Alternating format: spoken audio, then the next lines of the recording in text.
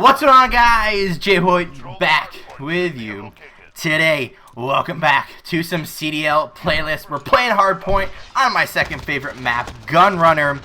And today, it's not a event preview as we just had one. However, we've had some storylines following the Florida event that are pretty significant that are going to be playing here in the next event. So the first one is the hometown team themselves, the Seattle Surge, have made a roster change. Now, earlier in the year, they made a roster change.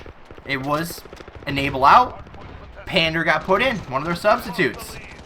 Now, what was it, a month or two later, Enable's back in, and Pander's back out. So, I guess they finally realized that he wasn't the problem, and he wasn't the biggest, I guess, reason why they were losing, since they've only beaten one team, being the worst team in the league. So, is that change gonna be beneficial? Well, it didn't really change anything taking him out, so they might as well put him back in and try to do something new, as people have been playing more since then, and he's been playing pickup scrim. So maybe he's learned a couple of things or two since he was on the bench, but not really a huge change because it's not really, you know, that big of a team, especially when they're sitting, I think, was it second to last right now in the standings. But I guess we'll have to see how that one plays out. I believe it's this weekend or next weekend in the Seattle Surge homestand. But the next one, we have Optic Gaming Los Angeles in the news with a coaching change. And this one is, I think, the first of its kind this year, where Pac-Man actually got released of his duties as head coach for Optic Gaming. They have not announced a replacement for him yet, but they just made the grand finals against Atlanta. Obviously, they lost, but they just made the finals, right? They just made a roster change. They swapped out J-Cap for Chino, and now they swap out their head coach for who knows what just yet.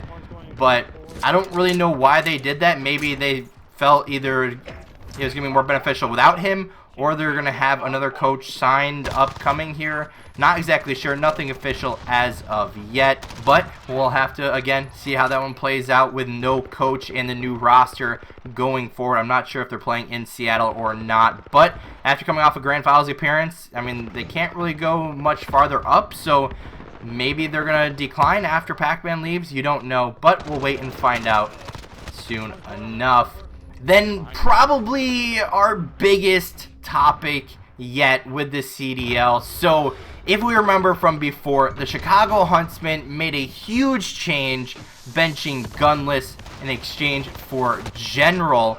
Gunless is a really good player. However, sometimes his attitude and his communication towards the game isn't the best, right? If you remember the player Parasite, Gunless, obviously a very good player, has tons of skill, very smart player. However, I think where his downfall is his attitude, right? He wants to win more than anything, but he can kind of come across a little bit off, kind of like a Parasite type of player where, you know, he's obviously a good player, he knows what he's doing, he has skill, you know, he can fit onto pretty much any team, except for his attitude sometimes sucks, and his communication isn't really the greatest, and he's so kind of stubborn that he doesn't want to change the way he does anything. He just wants to do things his way, and that's it. But when they swapped out Gunless for General, it instantly brought a big vibes change. It brought a different voice in the comms. It brought so much more than, you know, just one player swap, right? Obviously, General is not as good of a player as Gunless is, but General is the type of player that can put in his input, but not have to be right, not have to have everything his way all the time. And he's that type of player that doesn't always have to be on top of the leaderboard, having the most kills, and being that superstar player. He can be the type of player that goes under the radar and just kind of does his own thing, and, you know, you won't really care. But Gunless is that superstar player, and that's kind of where the Chicago Huntsmen had a big downfall this year, is they have 5 super talented players, but you had too many Chiefs, not enough Indians going forward, and you just didn't really know who to listen to sometimes.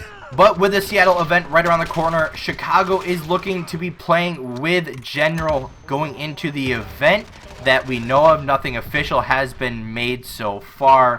But then the other big thing is there has been a big rumor out there that RCD's brother, Prestinni, who is currently on the bench for Florida, has been bought out by Chicago and will enter the starting lineup. Again, nothing official on that, but with that move could be kind of huge for Chicago, as obviously former chemistry with his brother would create a really good meta change with Chicago having 3 main sub players in Scump, Envoy, and Prestinni if he is there. Plus you have Arcedes as that 4th sub / second AR. And I think honestly that would be a lot better because again, Prestinni, a very good player in his own right. I don't think he's going to be the type of player to really care about leading the team in stats and everything like that. I think he just wants to win. He can do that dirty work for you and, you know, create that 3 sub, I guess, trio with Envoy and Scump. You know, hopefully helping Chicago in the long run. But again, that's just a rumor. We don't know what's going to happen there. Prestinni kind of denied it in a sense, but it could just be bait. Could be not allowed to say anything as well, or necessarily hint at anything. Is that going to happen? Again, nothing official yet, but it would be kind of cool to see the brothers back together. But that new roster would be Scump, Envoy, Prestinni, Arcedes, and Formal. Now that'd be a super good roster going forward. Like I said, that has that 3 subs. You have Arcedes there as that second AR 4th sub, and then you have the main AR in Formal. So you have a good solid roster there, especially if you add Prestinni to it. I think they could get back on track with him for sure. And what would happen with Gunless? You know, obviously a trade could happen, but then that'd only be worth it for Florida if Gunless were to enter that starting lineup. But they've been on a good form except for the last event where they got 06th and got double first rounded. So could they trade Gunless for Prestinni? I think it could be possible, but do you really want to give up?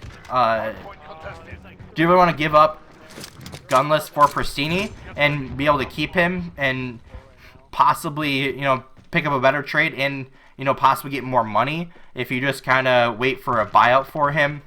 You know, you never know, but that could be an option going forward. But again, like I said, and I want to emphasize, nothing official as of yet. And our last big storyline before we wrap this one up is the CDL, and the CDL players had a meeting recently discussing whether Domination was going to stay in as a 3rd game mode. Now, I want to make a whole big separate video on what the 3rd game mode should be, in my opinion, and recapping some previous 3rd game modes that we've had in competitive Call of Duty. But just for example, if we're going to remove Domination as a game mode, then you have to figure out what's going to be that, I guess, that filler slot for that game 3, right? You have Hardpoint, you have Search, then you had that 3rd game mode, which was game 3, and then you had Hardpoint, and then you had Search as game 5. So what are you going to put in that spot? Are you going to have another Hardpoint there? But then you almost have to put Hardpoint as game 5, or if you had another Search, then you have to almost start the series with Search and Destroy and have... So your best of 5 would look something like Search and Destroy, Hardpoint, Search and Destroy, Hardpoint, Search and Destroy. But I don't think that'd really be the best option, especially for the CDL, given the caliber of the players. I think the more respawns, the better, because I feel like that's going to be, you know, more crucial to who's going to win, right? Obviously, Search and Destroy is a huge game mode, and it's a really strategic game mode, but I think, you know, some teams could abuse the Search and Destroy more than others, especially if you're a really strong respawn team, that if you went to 3 searches, that it would completely change the course of the year. So I feel like this far into the year, you almost have to leave it, because we're already in May, and the new game comes out in, what, September or October or something, or even November, somewhere around there. So we only have like 5 months left. So we're already more than halfway through the year, and I just don't feel like you could really do that, you know, realistically, and have it be the most fair, because you either have to replace Domination with an equally fair game mode, whether it be CTF. I know Demolition's in the game, Control is not in the game from Black Ops 4, so at this point in the year, I don't think they can remove it. Should it be removed? Probably, but I think if it was earlier in the year, they could do it, but at this point, I don't think they're going to be able to, especially with, you know, how far they are into the year. But anyway, guys, with all that being said, I'm going to wrap this one up here. Obviously, some roster changes, role changes, coaching changes, and potentially huge change to how the CDL is played out. But anyway, guys, I'm going to wrap this one up here. If you did enjoy, hit the like button down below. If you haven't already, hit the subscribe button. And as always, guys, we'll see you next time.